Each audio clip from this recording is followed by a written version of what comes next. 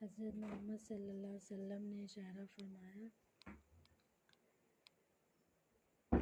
لوگوں کی آپ نے قوم پر راستے پر لانے کے لیے تربیت شروع کی۔ وہ لوگ ہر قسم کی برائی معافیت میں تھے، چوری، بے ایمانی، خیانت کرنا، ماں باپ کی خدمت نہ کرنا، کمزور سمجھنا، غریبوں کو دھمکانا، جھگڑا کرنا، قتل کرنا، دوسرے کا مال چھین کر اپنا مال بنانا۔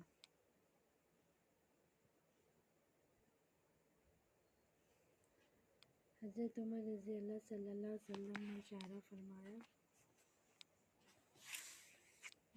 فرمایا کہ آپ دعائی کے شریف اور نیک گھرانے میں پیدا ہوتے ہو۔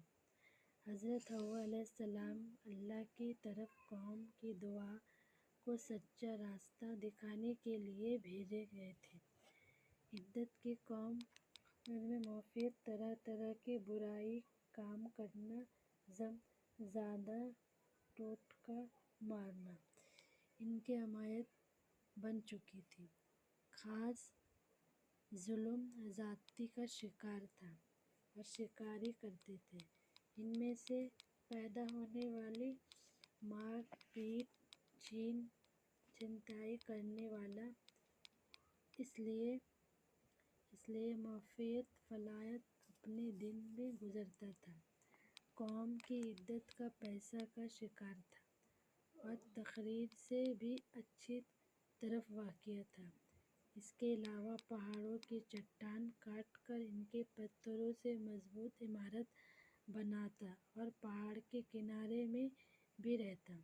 پتھر سے شکار کرتے، جانور کو آگ میں بھون کر کھاتے، عدت کے لوگوں کی شریعت کی زندگی بسر کرتے، لیکن غریب محتاج کا خیال نہیں رکھتے، بھوکے کو کھانا نہ کھلاتے بلکہ ان کے پاس جو بھی کھانے کے لیے ہوتا چھین لیتے۔ جو لوگ اللہ کو بھول کر پتھر کو پوجتے۔